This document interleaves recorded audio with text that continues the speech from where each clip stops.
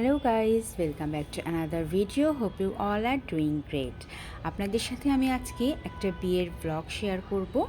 ঘড়িতে এখন বাজছে রাত 8:20 আর আমি যাব একটা বিয়ে বাড়ির অনুষ্ঠানে। তো এটার জন্য আমি এখন রেডি হয়ে নেব, হাতে সময় একদমই বেশি নেই। আপনারা যে পিঙ্ক গাউনটা দেখতে পাচ্ছেন, এই গাউনটা পরেই আমি আজকে বিয়ের অনুষ্ঠানে যেতে চাই।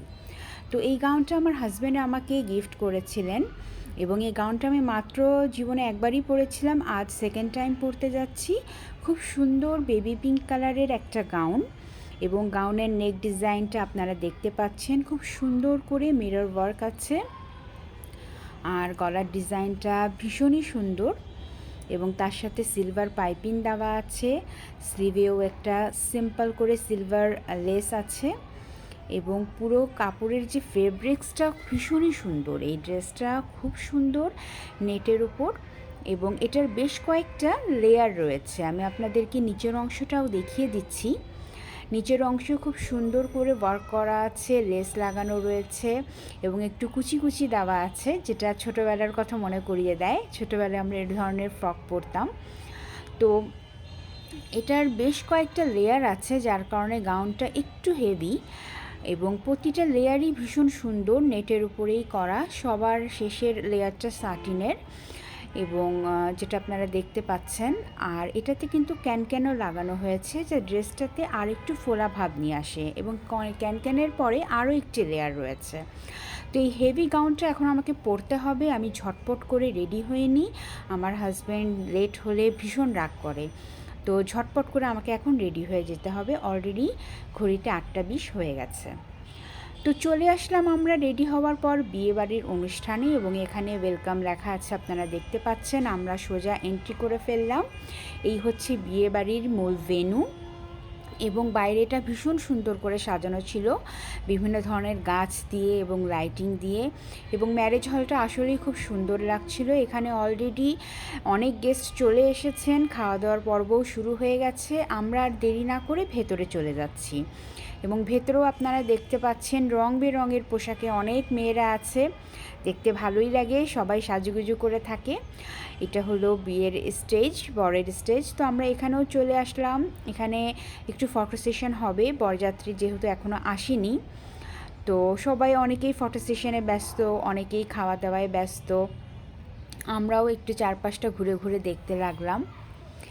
যথাসময়ে খাবার চলে আসলো। প্রথমেই চিলি এবং চাউমিন নিয়ে নিলাম, এটা আমার সাদা পার্স এবং আমি চিলি চাউমিন এনজয় করতে করতেই ফ্রুট চাটও চলে এসেছে এবং তার সাথে আছে জিরা পানি। জিরা পানিটা হজমে বেশ সহায়ক এবং আমার কোলের উপর কিন্তু অলরেডি চাট রয়েছে। তো আমি জিরা পানিটা একটু এনজয় করছিলাম, সেই সাথে এরপরে চাট খেতে হবে। তো গল্প করছিলাম আমার কাজিনের সাথে আর ঘুরে ঘুরে একটু সব কিছু দেখছিলাম। বরযাত্রীর জন্য অপেক্ষা করা হচ্ছিল, বরযাত্রী এখনও আসেনি। এটা আমরা মেয়ের বিয়েতে গিয়েছিলাম। তো আমরা খাচ্ছি, গল্প করছি, এনজয় করছি। এবার আমরা চলে আসলাম একটু কাউন্টারের দিকে। এটা হলো চাট কাউন্টার। আমি একটু দেখলাম যে আজকের মেনুতে কী কী আছে।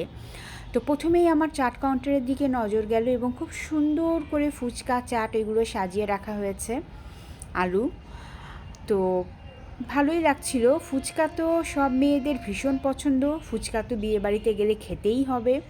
তো আমি একটু দেখতে লাগলাম যে মেন কোর্সে কী কী আছে। প্রথমেই ছিল রায়তা, তারপর স্যালাডগুলো খুব সুন্দর করে সাজানো ছিল, আলাদাভাবেও ছিল, একসাথে মিক্সড স্যালাড ছিল, যার যেটা পছন্দ।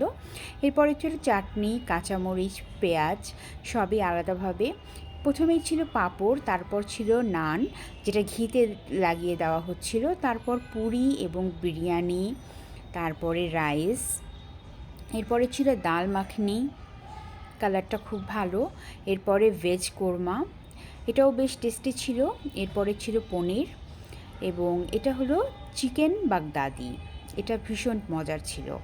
তারপরে ছিল চিকেন তন্দুরি কাবাব। এরপরে আমার অল টাইম ফেভারিট মুগ ডালের হালুয়া এবং গোলাপ জাম আপনারা দেখতে পাচ্ছেন।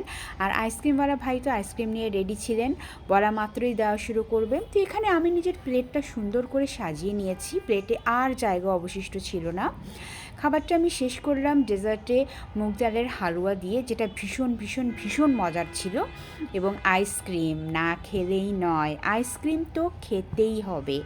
তো এখানে বাটার স্কচ ছিল, তো আমরা আইসক্রিম নিয়ে নিয়েছিলাম। এই তো বিয়েবাড়ির অনুষ্ঠান শেষ, এখন বাসার দিকে ব্যাক করছি। আসার পথে একটু বৃষ্টিও হয়েছিল, আর তারপরও ওয়েদারটা ঠান্ডা হয়ে গিয়েছিল, বেশ ভালো লাগছিল। আমরা ভীষণ টায়ার্ড ছিলাম। দেখা হবে নেক্সট ভিডিওতে।